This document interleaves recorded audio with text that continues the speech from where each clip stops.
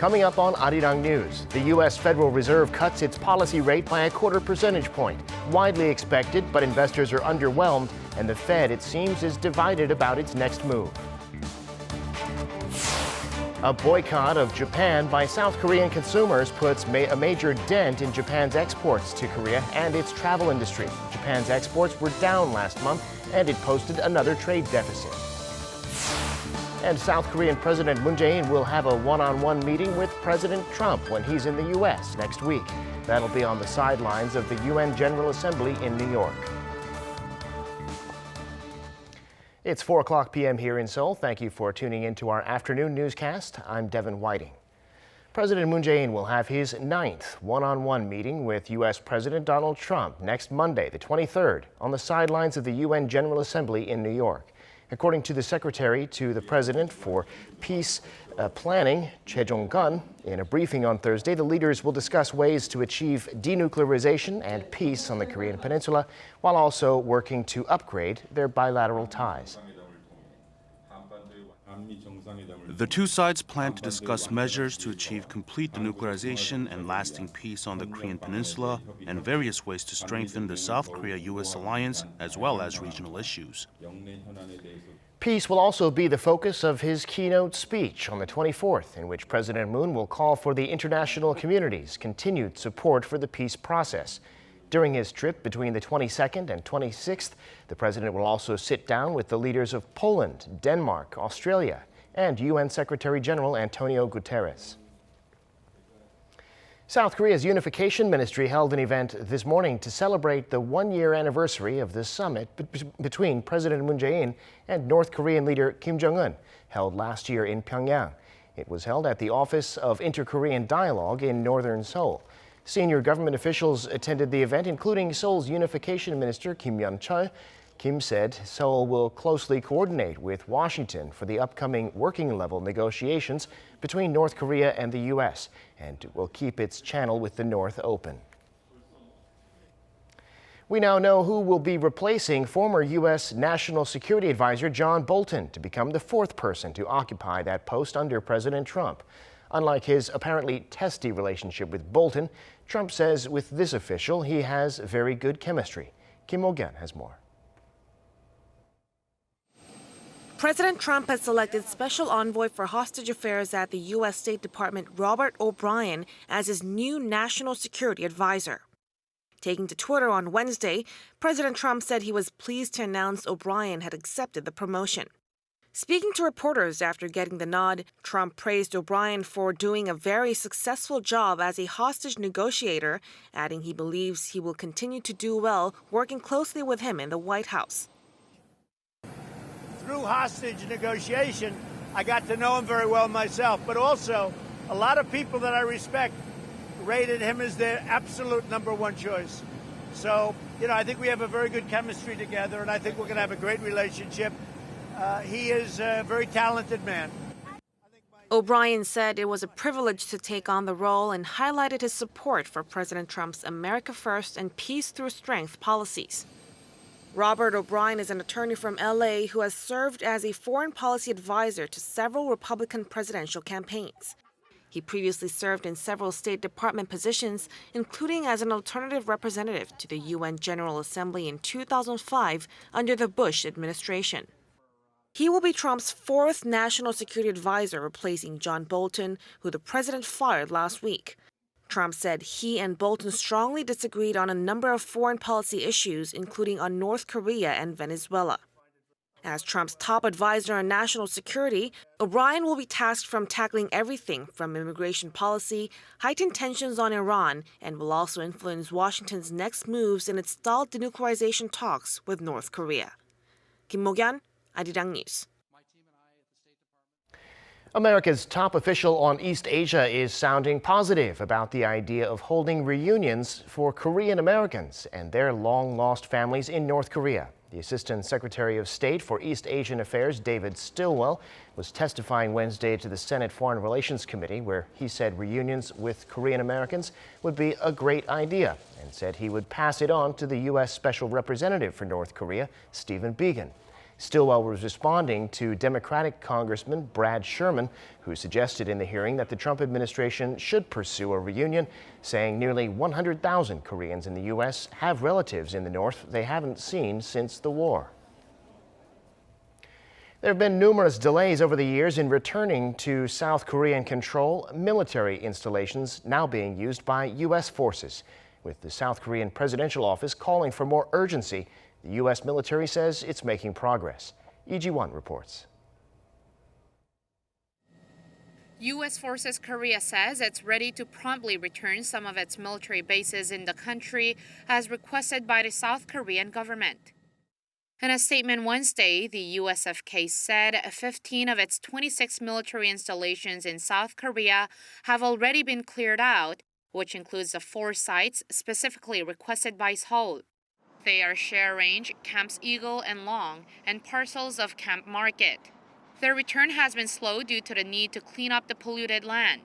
The USFK also said 5 parcels of the Yongsan garrison, located in a prime real estate area in central Seoul, is also ready for transfer.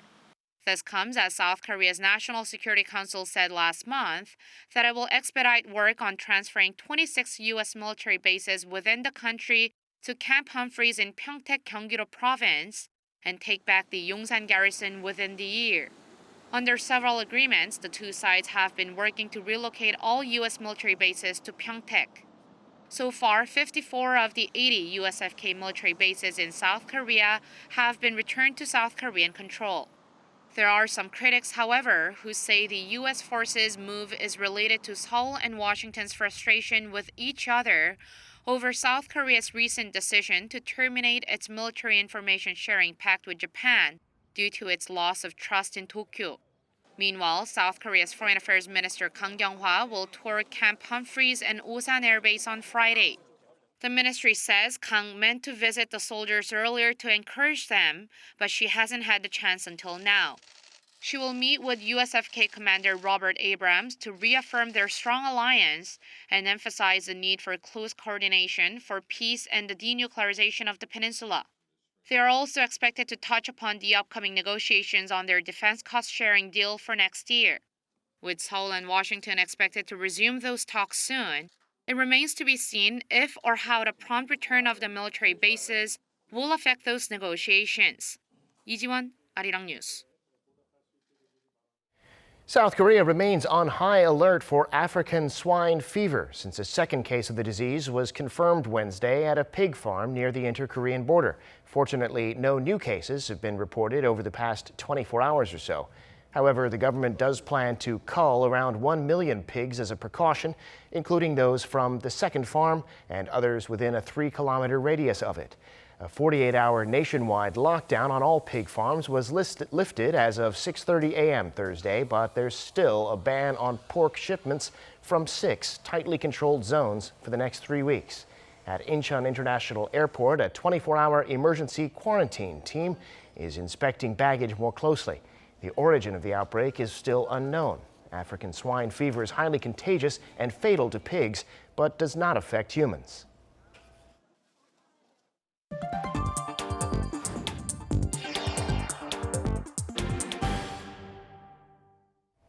As concerns grow over a slowing global economy, the U.S. Central Bank has slashed rates again, the second time it's done so this year. South Korea's central bank chief said this morning that the rate cut was expected and it won't significantly impact the BOK's own rate policy for now. Yoon Jung-min tells us more. Following a 2-day policy meeting, the U.S. Federal Reserve on Wednesday cut its benchmark interest rate by 25 basis points to a range of 1.75% to 2%.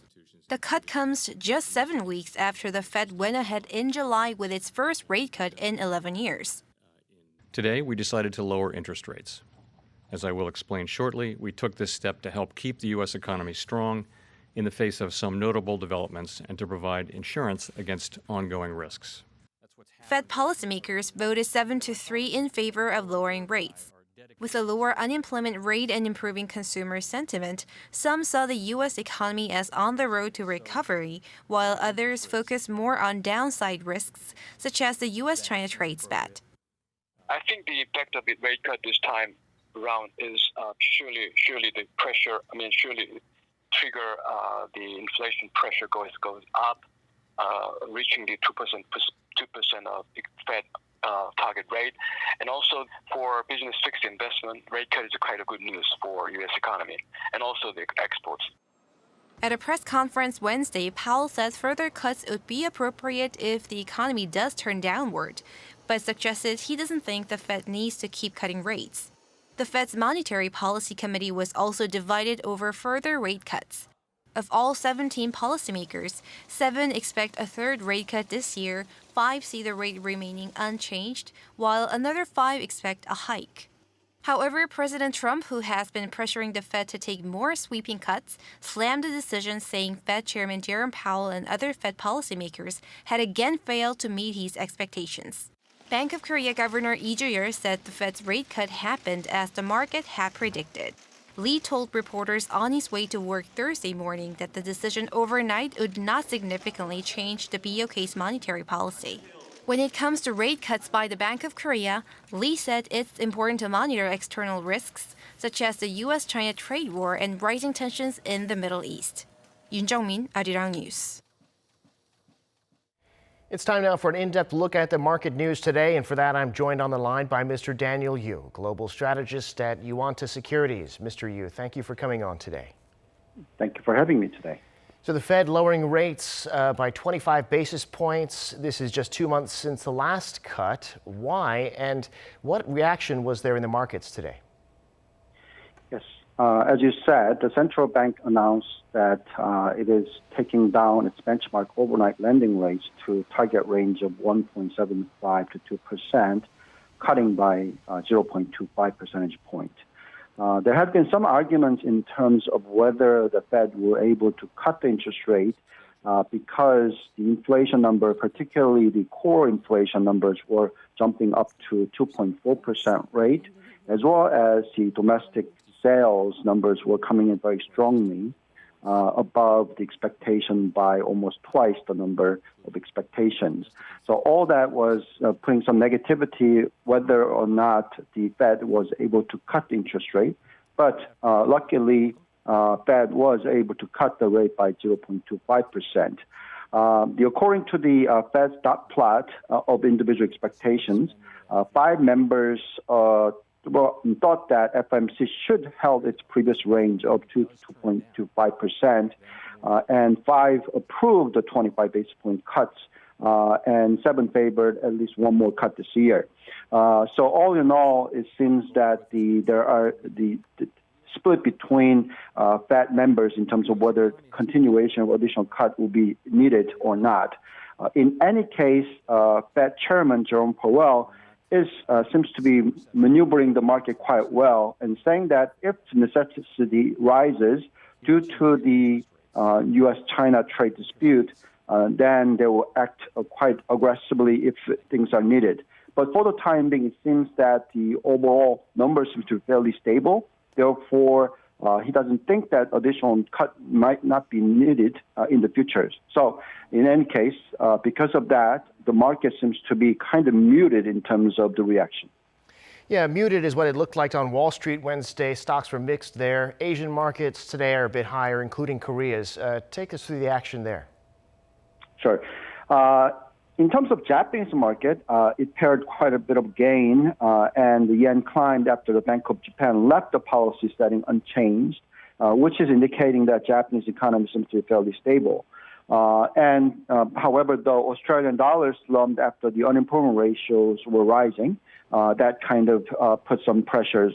And also U.S. Stock futures retreated somewhat, and that kind of resulted into some of the negativities in terms of Hong Kong shares. But the overall Chinese market did recover somewhat by somewhere between 0.4% or so. This seems to indicate that in terms of their concern about the Chinese economy, and the Li Keqiang was saying that there is a possibility that the 6% target will be very difficult to achieve. Despite all those news, that the Chinese market seems to be quite resilient, and meaning that most of these major economies, central banks are ready to react and put actions to provide additional liquidity if things are needed. So most of the people are expecting the policies to be quite favorable to the equity market trend, but there's still concerns about the economic slowdown in global arena. Got it. Well, quickly looking at the Korean currency, it started to gain strength recently. We talked about maybe it going back to 1140 against the US dollar or something like that, but now it's weakened again. There's also tensions in the Middle East. Where do you see the Korean currency going? Right. In terms of the Korean won kind of depreciating slightly again, is all due because of the U.S. rate cut relation. And U.S. has been saying that they cut the interest rate, but maybe additional cut might not be needed. That is affecting negatively in terms of the currency movement. So the dollars are not weakening that much, and that's the reason why the Korean won was depreciating somewhat. But however, though, we think that the trend is already set. The U.S. have cut the interest rate by twice, which is similar speed or a little bit faster speed than other countries. And because of this, we think that the U.S. dollar's rate is not going to continue to go up, but rather depreciate slightly in the future, which will affect positively in terms of the Korean won appreciation. So volatility will be still there because of the sharp drop of the export growth rate. But nevertheless, the economy is growing at a reasonably above 2% rate, and some of the positive news will be coming in terms of the boosting measure by the Korean government, including the rate cut as well as the fiscal policies. So we think that the exchange rate should remain into the trend of appreciation in the future. All right, Mr. Yu, that's where we'll have to leave it for now. Thanks for sharing your insights today. Thank you very much for having me. Now, more than 2 months have passed since Japan imposed strict export restrictions on South Korea, and people here are just as committed to their boycott of Japanese products as they were when it started. Our Ji-young has more. South Koreans' boycott of Japanese products is reshaping the local market. This retailer, one of the largest in South Korea, has posters emblazoned with the words "No Japan" displayed across most of its aisles. For more than 2 months, South Koreans have been boycotting Japanese products to express their anger over Tokyo's export curbs on Seoul. The public mood shows no signs of changing anytime soon, with the boycott of anything made in Japan still gaining steam. Since July, imported Japanese goods have all but disappeared from this supermarket. When I shop for groceries these days, I try not to buy Japanese products. Japanese beer, once the most popular imported beer in South Korea, is now nowhere to be seen on the shelves. Over the last 10 years, Japanese beer was the market leader among imported beer in South Korea, but in August, imports slumped a staggering 97% from a year earlier. According to data released this week by the Korea Customs Service, the value of Japanese beer imports in August was a mere $223,000. 12 months ago, the corresponding figure was over $7.5 million. Beer is not the only product severely impacted by the boycott. According to Seoul's Trade Ministry on Wednesday, sales of Japanese cars in South Korea plunged nearly 60% on year in August. The boycott has had a big impact on some staple Japanese products. Finding an alternative to these products is not that hard. This means the boycott not only hit Japanese beer or cars, but also clothing brands like Uniqlo. Japanese apparel retailer Uniqlo has been forced to close 4 of its stores in South Korea since the boycott started in July. Most people in Seoul expect the anti-Japan boycott to rumble on. I don't think it will end anytime soon. My parents and my friends are also boycotting Japanese products. Some even denounced the Abe administration in Tokyo. In my opinion, it was imprudent for Prime Minister Abe to impose export curbs on South Korea in the first place. The problems between our two countries could have been resolved through dialogue rather than economic retaliation. However, experts warned the prolonged boycott campaign is negatively affecting Japanese and South Korean firms. Calls are rising for the two governments to move toward reconciliation and cooperation for the sake of both of their economies. 엄지영, Arirang News. Meanwhile, Japan posted a trade deficit for the second straight month in August. Tokyo's finance ministry says exports came to roughly $57 billion, down 8.2% on year, while imports were down 12%. Some experts say a factor may have been South Koreans' boycott of Japanese products and of travel to Japan. The number of South Korean tourists heading to Japan in August saw the steepest on-year drop on record. According to the Japan National Tourism Organization, the number of South Korean tourists in August was less than 309,000, 48% lower than the same month last year. It's also 6 times lower than the figure for July, when South Koreans started their boycott.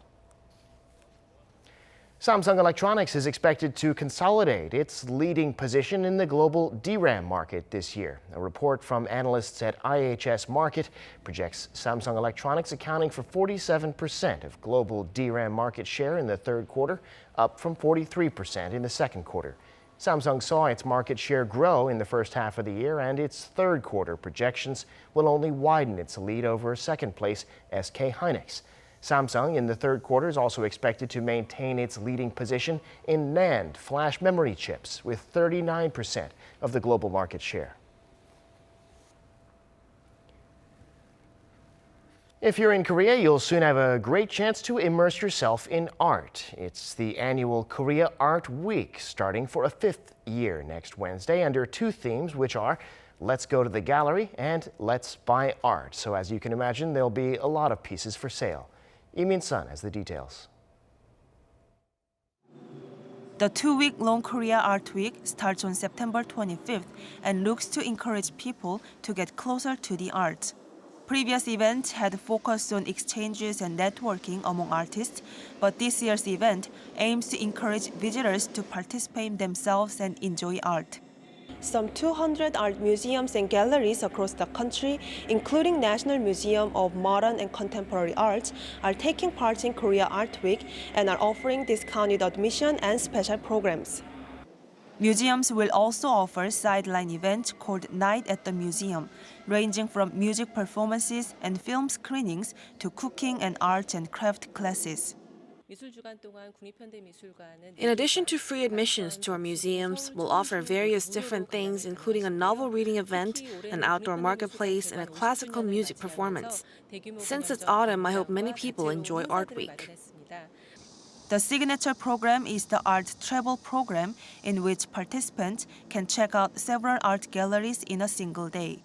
A total of 12 art travel programs are offered in 8 cities, including Seoul, Daejeon, Cheongju, and Busan. The art tour was the most popular program during last year's Art Week, so we doubled the size of the program and extended the area to include regional cities beyond Seoul and Gyeonggi-dae Province. 4 walking tours in Seoul and 2 in Daegu and Busan are offered free of charge.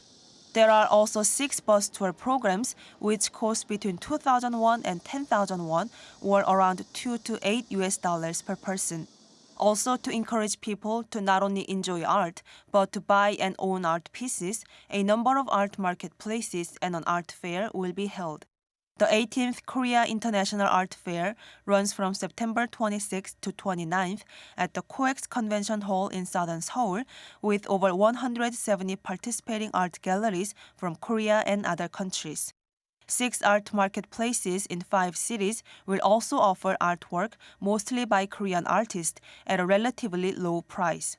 Most of the prices will be under 2 million won, or about $1,700. At the marketplace, visitors can also participate in talk shows with artists or enjoy music performances. Min-sun, Arirang News.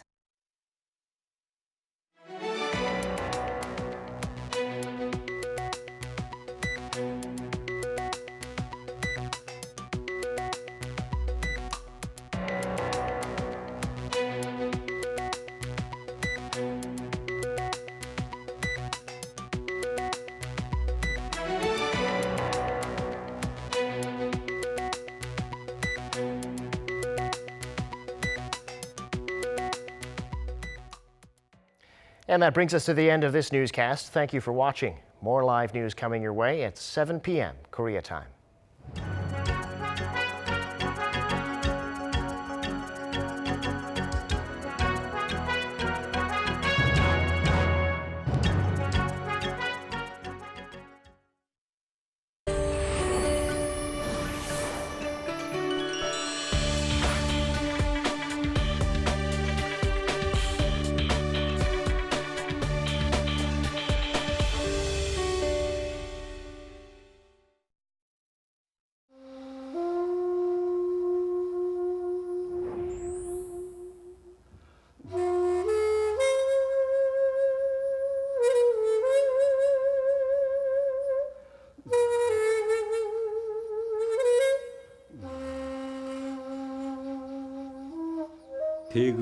소리 자체가 들으면 마음이 편해질 수밖에 없는 악기입니다.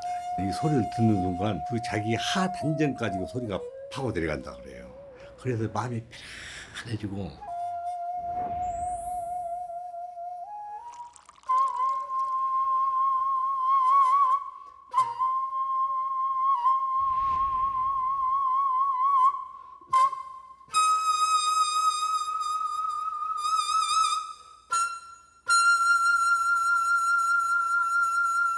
또 답답한 마음은 또 그 대금 소리에 그 질러대는 아주 고음 있지 않습니까? 아주 막 대나무 쪼개진 듯한 그런 또 갈대창 소리가 막 찢어지는 그런 소리가 착 나면은 답답했던 마음이 확 튀면서 대금이라는 악기가 더 매력적인 것 같아요.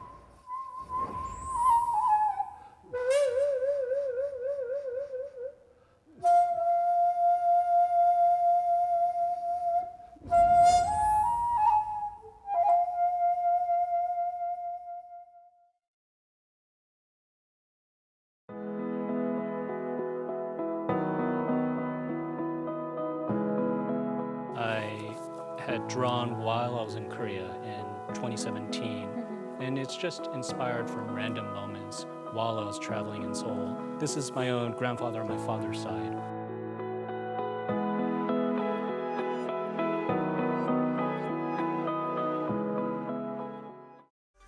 Climate change is now affecting every corner of the world, resulting in record heat waves and melting glaciers, among many other side effects. Small businesses have a responsibility to reduce harm, right, to the environment. Paris Accord is like the lowest consensus that you can have. It's basically like self-imposed goals.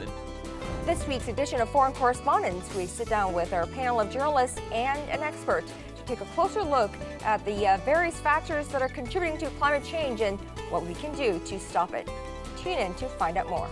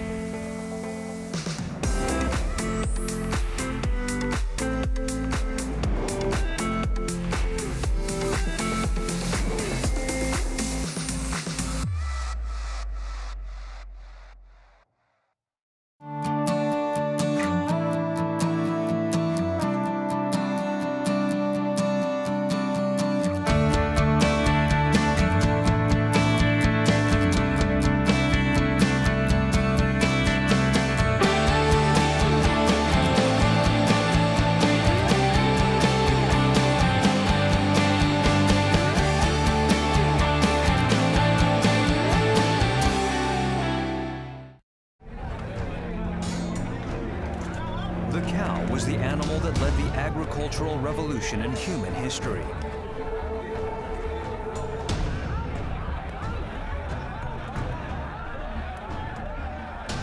It is also the star of a major traditional sport in East Asia.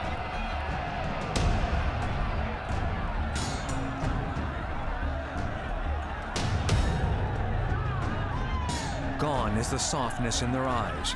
They are armed with wild instinct for the clash of the bulls. The unscripted drama makes people laugh and cry.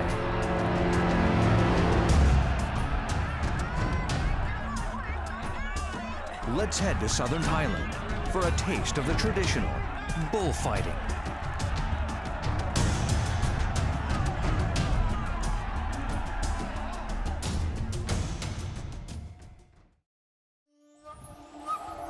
Thailand is a water-rich country with lakes, rivers, and seas. The village of Trang, located in the south, is where ports once flourished.